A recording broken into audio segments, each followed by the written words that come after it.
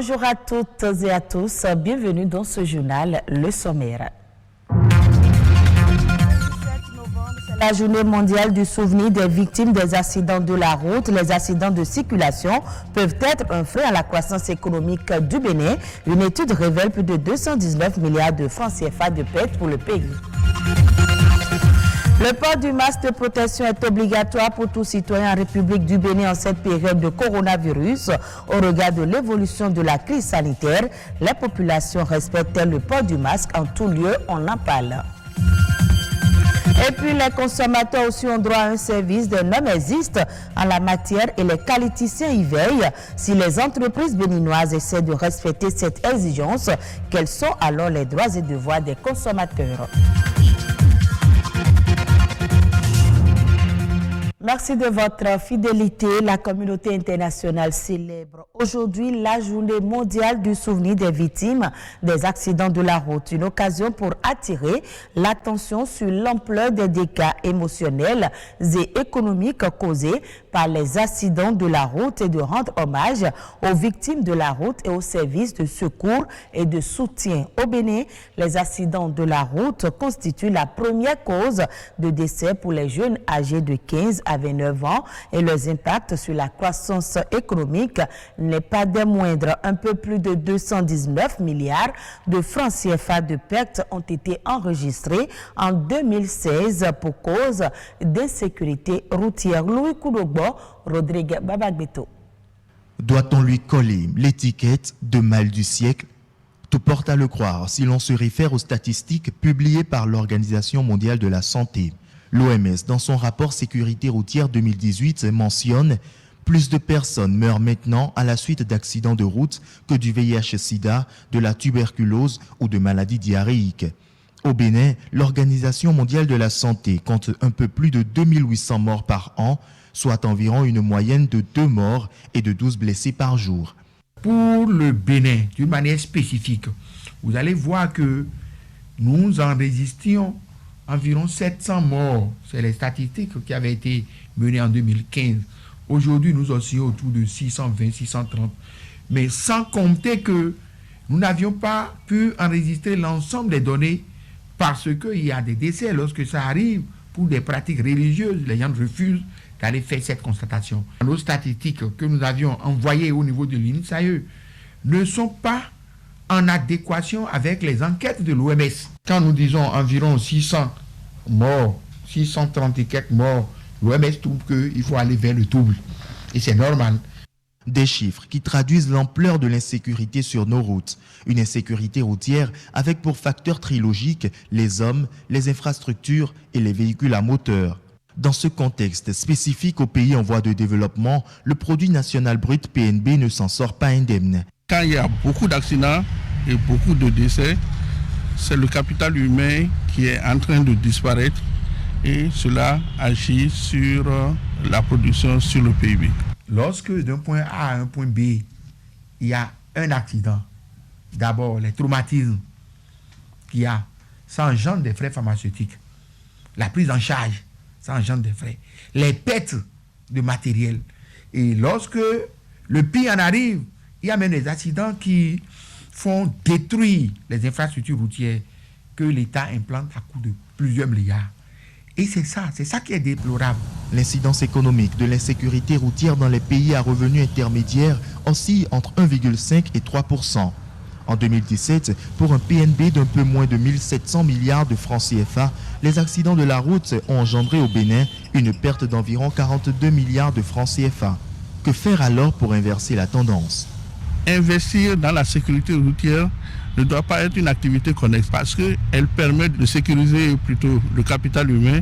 Au niveau mondial, lorsque vous voulez évaluer, lorsque vous voulez concevoir un projet avant d'aller vers l'évaluation, il faut réserver 10% des financements par rapport à la sécurité routière. C'est-à-dire qu'il faut sensibiliser d'abord, il faut faire les études d'abord avant projet, il faut voir comment est-ce que les signalisations sont faites, comment est-ce que les places sont disposées, et il faut pouvoir assurer la lisibilité, la visibilité de la voie. Autant de pistes de solutions qui permettront au Bénin de réduire le nombre de décès imputables aux accidents de la route, ce qui lui permettra d'atteindre les objectifs de développement durable d'ici 2020, comme prévu dans son plan stratégique de développement. De nouveaux cas de contamination au coronavirus ont été enregistrés ces derniers jours au Bénin. Le mal continue de se propager. Les mesures barrières restent d'actualité, surtout le port de masque qui est obligatoire. Au regard de l'évolution de la crise sanitaire, les populations de Cotonou et d'Abomey-Calavi respectent-elles toujours le port du masque en tout lieu? Une équipe de la rédaction de BBV4 a sillonné quelques lieux publics et quartiers. Reportage Émile Azokota, Patrick Adjabodjo. Je constate, comme vous et moi, que tout le monde ne porte pas. Regardez les jeunes qui viennent déjà devant nous, ils n'ont pas leur masque. Le port de masque obligatoire contre la pandémie du moment, le coronavirus, l'une des mesures barrières fortement redoutées dans les marchés, les lieux publics et même dans les quartiers. Nous sommes ici à Godomé, commune d'Abomey-Calavi. Notre caméra surprend ces deux dames qui s'apprêtent à être remorquées par ce conducteur de taxi-moto. La jeune fille n'éprouve aucune gêne à ne pas porter son masque en cette période de pandémie. Tout le monde ne croit pas que la maladie existe. Tout le monde ne croit pas. Malgré les sensibilisations, tout ce qui se passe, les gens ne croient pas. Ils attendent qu'un de leurs proches meure de ça ou ait l'exemple avant de croire. Mais c'est dommage, c'est vraiment dommage. Masque sous le menton, le temps de s'aérer le visage ou de faire autre chose. Un geste qui rend, selon les spécialistes, le masque inefficace contre le coronavirus. Dans l'espace public, tout comme dans les quartiers, certaines personnes circulent sans porter leur masque de protection. Souvent, beaucoup de gens ne portent pas dans les ruelles. Mais si c'est pour sortir, pour aller en ville, on voit plus les gens, la majorité des gens portent. Mais dans les ruelles, peu de gens le portent. Et aussi, il y a des gens qui ne portent pas parce qu'ils disent qu'ils ont du mal à respirer. Il y a des gens qui se disent, si je ne porte pas, on va m'attraper. C'est ça qui fait qu'ils portent ça. Mais d'autres ont vraiment pris conscience que la maladie existe réellement. La maladie liée au coronavirus existe bel et bien au Bénin, selon les statistiques évolutives données par le gouvernement. Au marché d'Antokpa, tout porte à croire qu'ici, le respect des mesures barrières est facultatif. Le port de masque obligatoire est loin d'être une priorité pour certains clients et commerçants. Beaucoup d'entre nous, on se dit non, la maladie n'existe pas, ce n'est pas pour nous les Africains. Et puis souvent, on voit qu'ils mettent les marques sous le menton ou bien sur le front. Et ce n'est pas vraiment ça qui va arrêter la maladie. Sur les parvis qui mènent à la mosquée centrale du quartier Aïdjedo, des fidèles musulmans marchent allègrement, les uns collés aux autres, sans respecter la distanciation sociale et le port obligatoire du masque de protection. C'est des gens qui jusqu'à présent ne comprennent pas que non seulement ils se protègent, mais également ils protègent les autres. Face à ce constat qui a engendré l'augmentation des cas positifs confirmés au coronavirus, des voix s'élèvent et appellent à la répression pour non-respect des mesures barrières. Parce que ceux qui ne veulent pas se protéger courent des dangers et ils nous mettent aussi en danger. Ils mettent ceux-là qui se protègent en danger. Je crois qu'il faut aller à la répression. À la répression, ce n'est pas seulement ceux qui sont véhiculés ou bien motorisés. Il faut commencer par interpeller peut-être ceux qui même sont en circulation, qui ne sont pas sur moto et tout, les piétons. Le coronavirus, une maladie contagieuse et mortelle. Selon les spécialistes de la santé, il faut que chaque personne, notamment les personnes vulnérables, reste vigilante et applique strictement les gestes barrières. En attendant donc de trouver un vaccin contre le virus, c'est de la responsabilité de chacun que dépend la victoire sur le coronavirus. Autre élément dans ce journal, les consommateurs du monde entier ont bel et bien des droits mais aussi des devoirs. Les droits à la consommation sont nés dans les années 70 et la protection du consommateur n'a cessé de prospérer. Robin Akromessi, président d'association de consommateurs, nous rappelle nos droits et devoirs.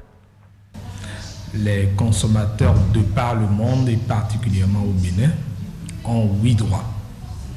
Le droit à la sécurité, le droit à l'information, le droit au choix, le droit à l'éducation, le droit d'être entendu ou d'être représenté, le droit à la réparation des préjudices, le droit à un environnement sain et le droit à la satisfaction des besoins de base, des besoins fondamentaux. Mais le tout ne suffit pas d'avoir des droits. Il y a bien des devoirs qui doivent motiver le bon fonctionnement et le bon respect des droits. Et au total, nous en avons 5. Le premier, c'est le devoir d'être averti. Le deuxième, il faut être actif. Le troisième, il faut être socialement responsable. Le quatrième, il faut être écologiquement responsable. Et le cinquième, il faut être solidaire. Tout ce que vous faites dans la vie, dans le manque de solidarité, vous êtes sûr que vous allez échouer. C'est clair qu'il y a un certain engouement à vouloir porter tout son désir vers la consommation d'une multitude de produits. Il y a une euphorie qui nous porte vers les liquidations, promotions de vente ou déstockage qui s'observent un peu partout. Et cela devient plus préoccupant lorsque la liquidation ou le déstockage concerne les produits agroalimentaires. J'ai coutume de dire que lorsqu'on vous offre en liquidation des produits ou des denrées agroalimentaires, c'est autant qu'on veut liquider votre ventre ou vous liquider vous-même. Suivons à présent les autres faits marquants de l'actualité nationale. La Nation en bref, c'est avec Ulvaeus Balogun.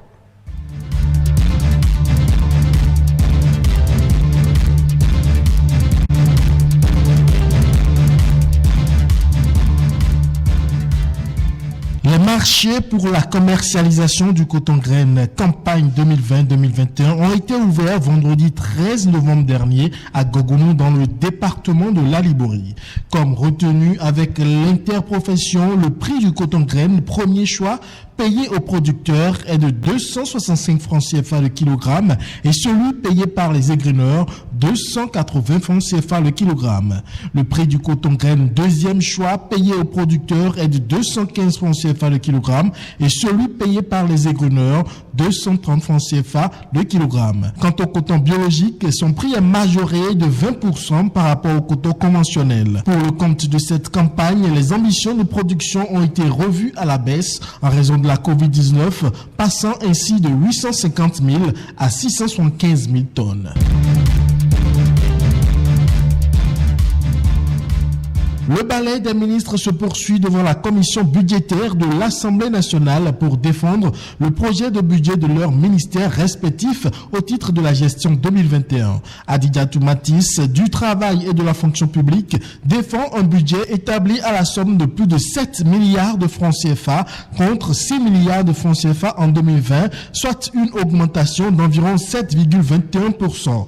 Au ministère du Commerce et de l'Industrie de Alimatou Assouman, le projet de budget de l'année 2021 est sensiblement égal à celui de l'année antérieure. Les crédits tournent autour de 3,3 milliards de francs CFA, dont 2,1 milliards pour les dépenses de personnel et autres. Avec José Tonato du cadre de vie et du développement durable, le budget 2021 est estimé à un peu plus de 100 milliards de francs CFA contre 80 milliards pour 2020, ce qui engendre un accroissement de l'ordre de 16% qui vont permettre de travailler sur les programmes environnement, climat, eau, forêt et chasse, ville et territoire durable et enfin le programme Habitat.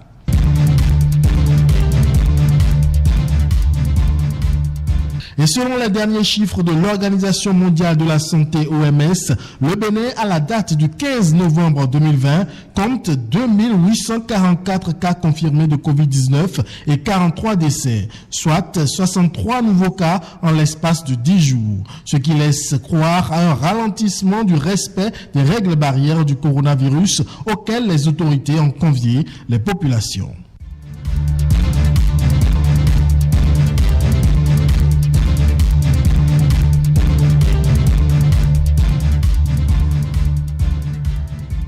Retrouvez ce journal sur le www.oractb.bj. Merci à vous de nous avoir suivis.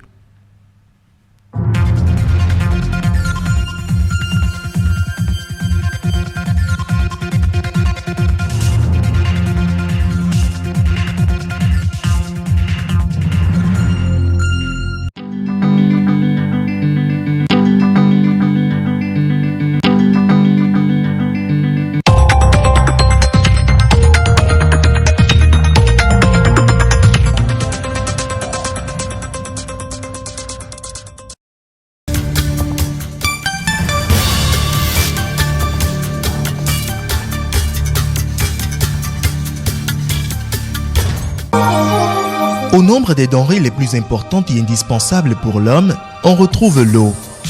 L'accès à l'eau figure parmi les objectifs de développement durable, dont l'objectif numéro 6 vise en effet un accès universel à l'eau, à l'hygiène et à l'assainissement d'ici 2030, en particulier pour les populations vulnérables. Des ressources en eau, la commune d'Abomey-Calavi en dispose de plusieurs. De façon